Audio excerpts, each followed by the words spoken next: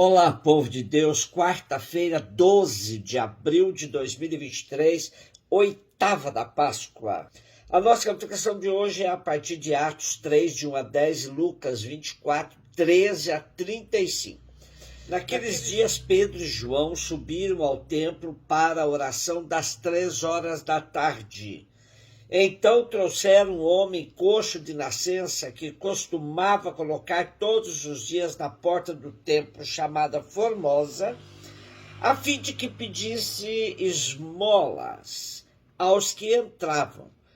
Quando viu Pedro e João entrando no templo, o homem pediu uma esmola. Os dois olharam bem para ele e Pedro disse: "Olha para nós." O homem fitou neles o olhar, esperando receber alguma coisa. Pedro então lhe disse: "Não tenho ouro nem prata, mas o que eu tenho te dou. Em nome de Jesus Cristo, o Nazareno, levanta-te e anda." E pegando-lhe a mão direita, Pedro levantou. Na mesma hora, os pés e os tornozelos do homem ficaram firmes. Então ele deu um pulo, ficou de pé e começou a andar. E entrou no templo junto com Pedro e João, andando, pulando, louvando a Deus.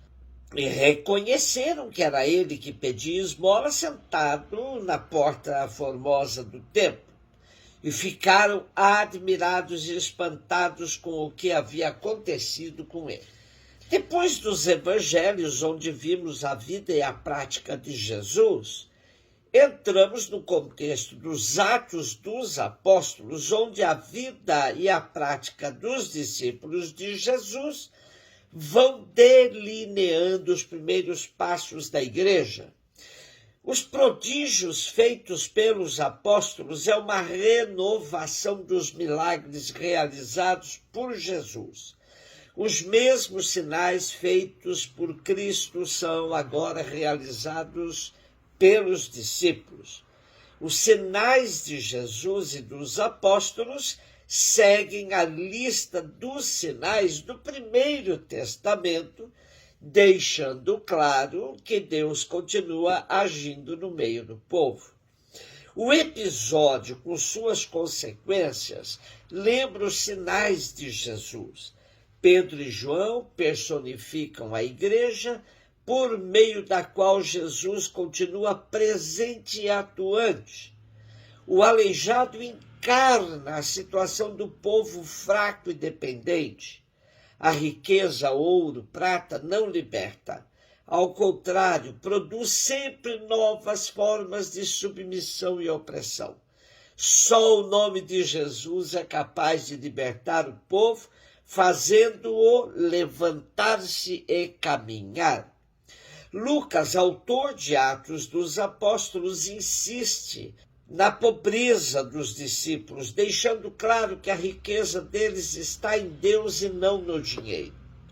E graças aos prodígios cresce o prestígio dos cristãos no meio do povo.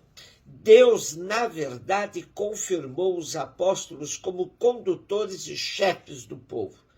São os novos patriarcas nos quais o povo se reconhece. Nosso contexto de hoje se passa no momento da oração da tarde. 3 vezes por dia há oração no templo. Os apóstolos continuam assíduos ao templo, pois estão bem integrados no povo de Israel. Não querem de modo algum separar-se. A separação virá depois de uma sequência de fatos. Como nos diz o teólogo José Comblan, se Pedro e João não têm ouro e prata, é porque ouro e prata pertencem ao mundo antigo já em via de superação. Para eles acabou o tempo do dinheiro. Agora começou o tempo do poder de Jesus. Este poder permite aos apóstolos que vivam. O dinheiro deixou de vigorar porque tudo é comum entre os cristãos. A lei do dinheiro foi vencida. Eles podem andar sem dinheiro. O nome de Jesus dá-lhes segurança plena. Este mesmo poder faz com que possam realizar prodígios. Estamos aqui na visão de uma comunidade que superou as leis deste. Eis, esta é a utopia. Alguma coisa disso devia estar presente ainda nas comunidades de Lucas para que pudessem reconhecer-se no retrato ideal de Jerusalém. Lucas 24, de 13 a 35. Naquele mesmo dia, o primeiro da semana, 2 dos discípulos de Jesus iam para um povoado chamado Emaús, distante 11 quilômetros de Jerusalém. Conversavam sobre todas as coisas que tinham acontecido. Enquanto conversavam e discutiam, o próprio Jesus se aproximou e começou a caminhar com eles. Os discípulos, porém, estavam como que cegos e não o reconheceram. Então Jesus perguntou: o que ides conversando pelo caminho?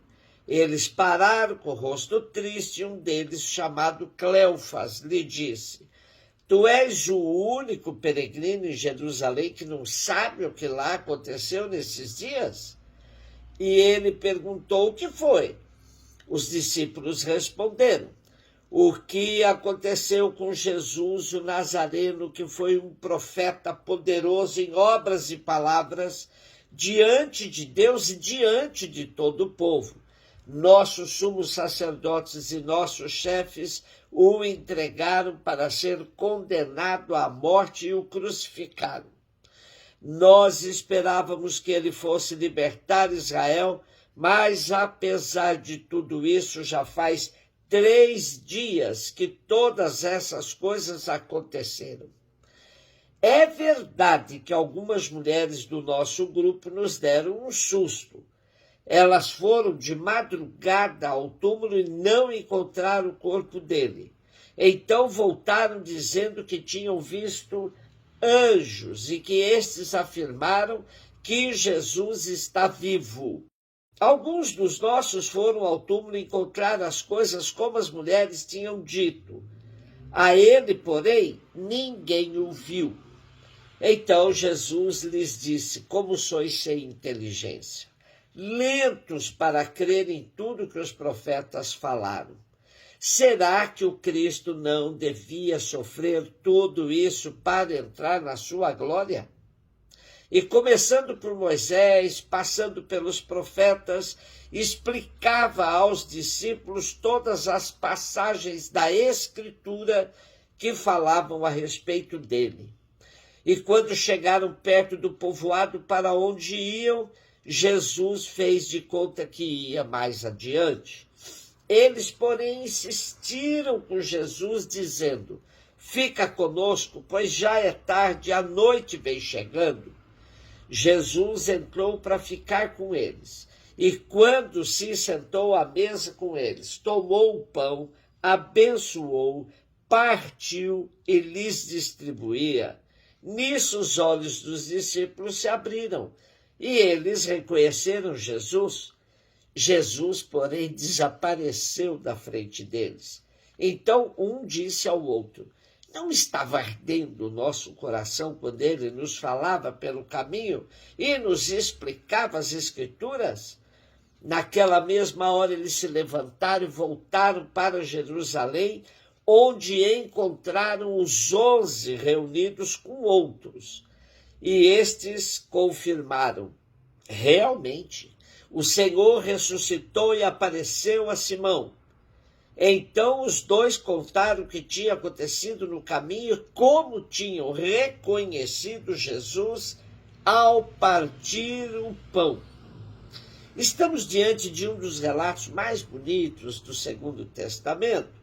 Como já comentei outras vezes sobre a cena dos discípulos de Emaús, eu vou somente esquematizar uma das formas de considerar essa narrativa maravilhosa. Era ainda o primeiro dia da semana, 2 discípulos deixam a comunidade e partem para um lugarejo não muito distante de Jerusalém, conhecido como Emaús. Distanciando-se da comunidade, e entre lamúrias fazem o seu ato penitencial. Jesus se aproxima como peregrino e eles continuam reclamando de tudo. E, como liturgia da palavra, temos o próprio Jesus explicando para eles as Escrituras, sobretudo nos pontos em que elas se referem a ele. Chegando ao seu destino, os discípulos convidam Jesus que permanecesse com eles. E aí, depois do ato penitencial e da liturgia da palavra, adentramos para a parte eucarística. Jesus tomou o pão, deu bênçãos, o partiu e distribuiu aos discípulos. Somente então eles reconheceram Jesus e decidiram voltar para a comunidade. O rito está completo e nos diz que não é somente ouvindo a palavra que reconhecemos Jesus. É preciso chegar à prática da partilha do pão. Aqui está a prática perfeita para quem quer ser discípulo do Mestre. É bom fazer um exame da realidade que se vive, confrontar com a palavra e partir para a prática da partilha. Esse movimento nos aproxima da comunidade, que também vive sua própria experiência do ressuscitado. Um beijo no seu coração.